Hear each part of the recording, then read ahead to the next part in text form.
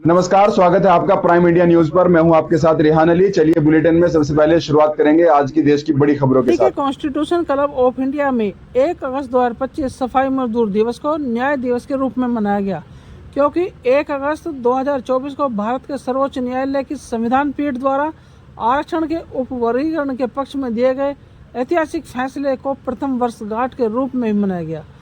इस अवसर पर दिल्ली के कॉन्स्टिट्यूशन क्लब ऑफ इंडिया में एक शानदार कार्यक्रम आयोजित किया गया और इस कार्यक्रम में मुख्य अतिथि के रूप में कई राज्यसभा सांसद, राजनीतिज्ञों और समाज सेवियों ने भाग लिया।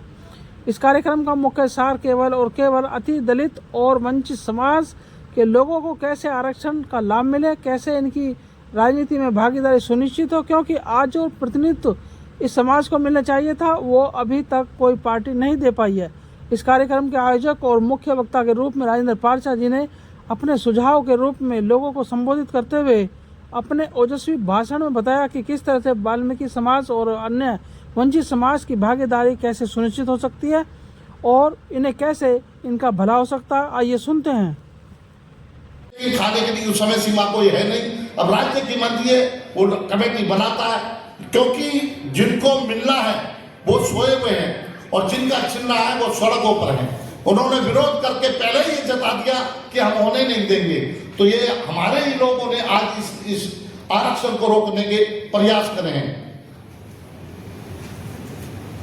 इस सफाई मजदूर दिवस के ऊपर मैं उस महान आत्मा को भी जरूर याद करूंगा जो भारत की लोकसभा में 1952 से लेकर 3 बार रहे, हमारे कन्हैयालाल वाल्मीकि जी। वो एक अवसरवादी होते तो आज शायद देश के अंदर मंत्री भी होते। और नेहरू जी के साथ में कितनी भाषाओं के ज्ञाता थे वो, इंग्लिश से लेकर संस्कृत, और इतने महान विद्वान के साथ में जो नेहरू जी ने उनको मंत्री ना बनाना, हमारे समाज के साथ में एक बहुत बड़ा अन्याय हुआ और हमको लीडरशिप नहीं मिली। लीडरशिप हमारे बड़े भाइयों को मिली, जिनके साथ में जगजीवन राम जी ने जाति देखकर भेदभाव करा और उसी के कारण ये आज जो हम आरक्षण के लिए दर दर भटक रहे हैं और भीख मांग रहे हैं। मैं याद दिलाना चाहता हूं 2017 अगस्त लाजपत नगर में 3 मौतें हुई थी। रक्षाबंधन का दिन था।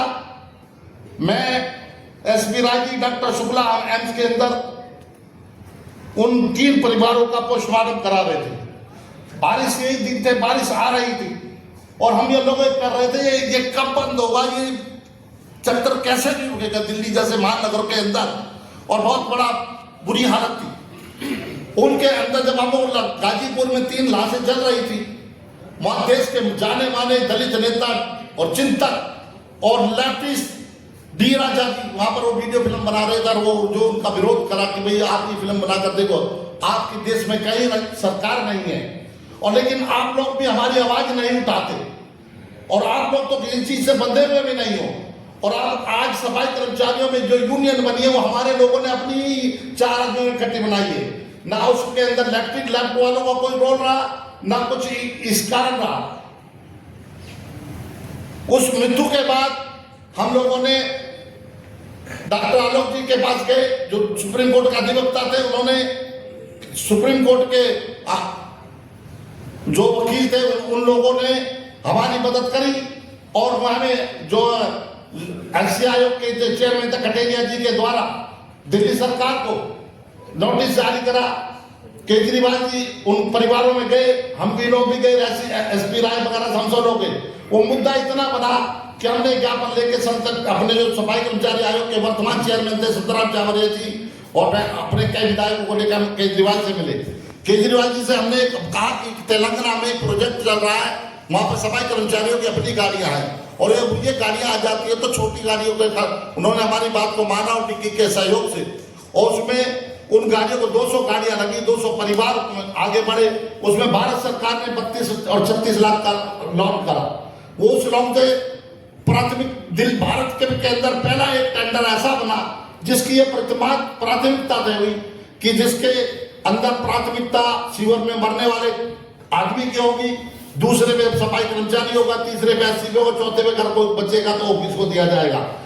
जो ये इसको चैलेंज करने के लिए जो टेंडर माफिया थे वो अदालत चले गए।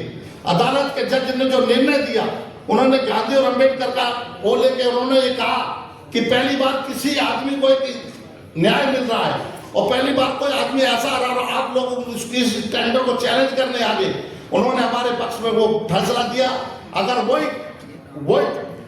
वो टेंडर अगर आज देश के अंदर लागू हो जाता है तो हमारे लोग का आज अपने कार्य के ऊपर अपने रोजगार सृजन करने में, आगे बढ़ने में तरक्की होती है। और अभी जो प्रधानमंत्री जी ने एक योजना बनाई गदगद सीवरताय में, भारत सरकार ने 15 लाख रुपए की योजना दी है। उसमें एक ट्रैक्टर, एक सेफ्टी टैंक, 15 लाख रुपए नगर पालिका और नगर निगम को डायरेक्शन दी है कि उसमें वो मेयर को पावर है कि वो गाड़ियां उनको दे सफाई कर्मचारी वर्ग को।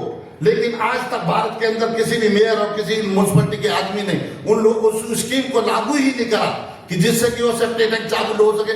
तो साथियों, नर्वस होने के लिए हमें सत्ता में भागीदारी चाहिए। जो जिस समाज की गिनती नगण्य है उनका देश का राष्ट्रपति बन जाता है। आज हमारे इतने बड़े समाज के देश में मात्र एक सांसद है, एक राज्यसभा में सांसद और एक दिल्ली में मात्र विधायक है सर। तो सर हम ये सब इसलिए हो रहा है कि लोगों ने हमें सत्ता में भागीदारी नहीं दी।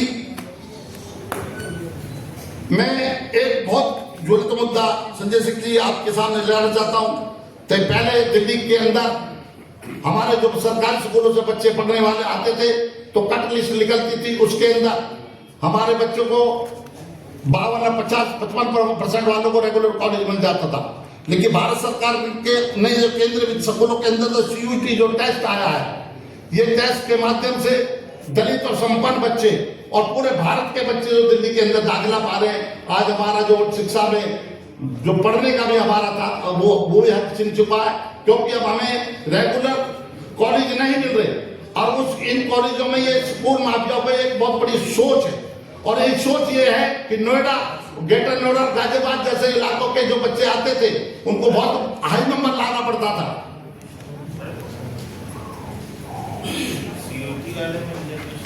CUET टेस्ट जो दिया इन्होंने BA BCom के लिए ये गलत है, क्योंकि पहले हमारे मेरिट नंबर के आधार पे हमारे बच्चों को दाखिला मिल जाता था। आज गरीब का बच्चा वो एग्जाम जो पब्लिक स्कूल का बच्चा पढ़ के आ रहा वो पास कर पाएगा, या हमारा बच्चा जो सरकारी स्कूल से पढ़ पाएगा वो पास कर। और 12वीं करने के बाद तुरंत ही 15 या 20 दिन के बाद ये पेपर आ जाता है। आज उसमें दुकानें खुल गई है। ये कॉलेज में प्रोफेसर हैं जो अच्छी तरह जानते हैं कि आज सरकारी स्कूलों के बच्चों की गिनती नगण्य हो गई है। किसी भी कॉलेज के अंदर सरकारी स्कूलों के बच्चों का दाखिला बंद हो गया, जबकि सरकारी स्कूलों को प्राथमिकता के आधार पर दाखिला मिलना चाहिए। जब सरकारी स्कूल अच्छे नहीं है तो सरकारी कॉलेज कैसे अच्छे हो सकते हैं? आज फिलहाल मेरे साथ इतना ही। देखते रहिए प्राइम इंडिया न्यूज।